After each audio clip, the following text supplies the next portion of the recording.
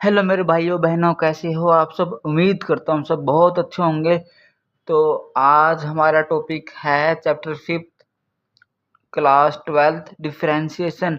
और अभी हम बिल्कुल नॉर्मल तरीके से स्टार्ट करेंगे। तो चलिए बिना देर करते हुए हम स्टार्ट करते हैं। तो जैसे हम लिखते हैं डी अपॉन डी एक्स। अब यहाँ पे इतनी लाइटिंग नहीं है कि आपको क्लियर दिखे, फिर भी मैंने फ़ोन की लाइट जला रखी है। तो आप लोग संयम बनाए रखना, और वीडियो अच्छी लगे तो कृपया करके एक लाइक ज़रूर देना और मुझे सपोर्ट प्लीज़ ज़रूर करना। D upon d x equal to, ये क्या होता है? इसको बोलते हैं डिफ्रेंशिएशन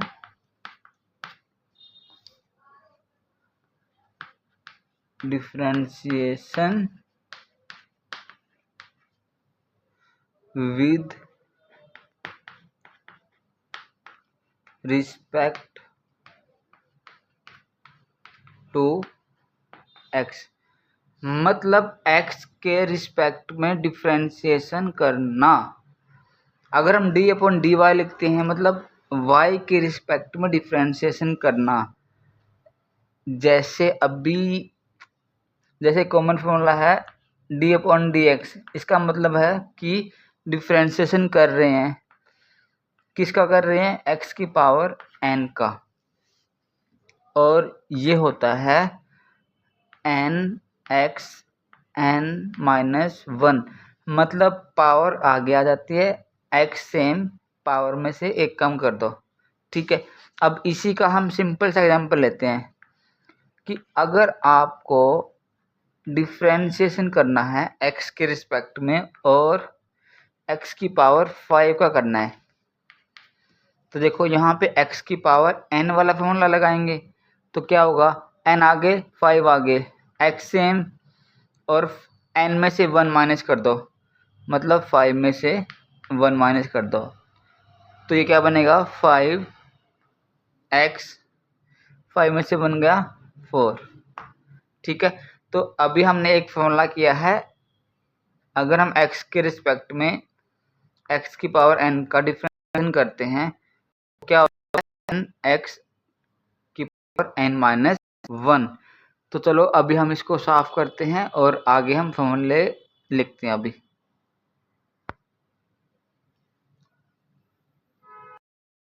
हम कंटिन्यू करते हैं। हमने साफ सफाई कर ली यहाँ की।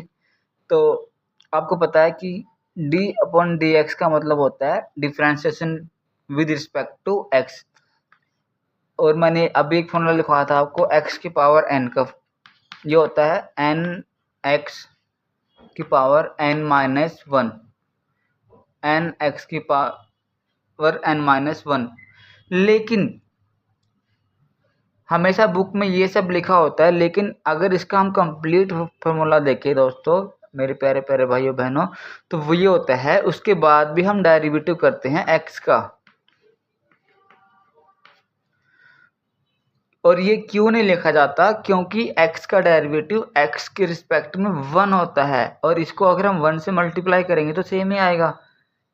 इसलिए बुक में सिर्फ यहाँ तक ही लिखा जाता है कि डिफ्रेंशिएशन x की power n equal to n x n-1, सिर्फ यहीं तक लिखा जाता है।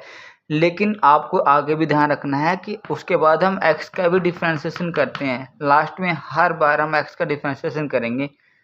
ठीक है, चलो आगे बढ़ते हैं। अगर हमें डेरिवेटिव करना है x के रिस्पेक्ट में और 2x का, ठीक है, तो वो क्या होगा? अब देखो, अगर कांस्टेंट 2 तो कांस्टेंट है और x वेरिएबल है, अगर कांस्टेंट मल्टीप्लाई में है तो कांस्टेंट को सेम रखो, और फिर हमें डेरिवेटिव करना है x का। x के रिस्पेक्ट में किसका डेरिवेटिव करना है? x का। तो वो क्या हो जाएगा? 2 इंटू एक्स का डेरिवेटिव x के रिस्पेक्ट में 1 होता है, तो उसका आंसर आ जाएगा 2। ठीक है, आगे बढ़ते हैं। अगर हमें डेरिवेटिव करना है e की पावर x का, तो वो सेम होता है e की पावर x। लेकिन यहीं पे एंड नहीं होता दोस्तों ये, उसके बाद हम डेरिवेटिव करते हैं x का, डेरिवेटिव करते हैं x का, ठीक है। अगर हमें डेरिवेटिव करना हो log x का, अब हम लॉगरिथम पे आ गए, अगर हमें डेरिवेटिव करना हो log x का तो वो होता है 1/x, और उसके बाद हम डेरिवेटिव करते हैं x का। ये हमारे कंप्लीट फॉर्मूले हैं जो बुक वगैरह में नहीं लिखे होते। बुक वगैरह में आपको सिर्फ इतना मिलेगा कि अगर आप log x का डेरिवेटिव कर रहे हो तो वो 1/x ही होता है, लेकिन आपको ध्यान रखना है उसके बाद हम x का भी डेरिवेटिव करते हैं।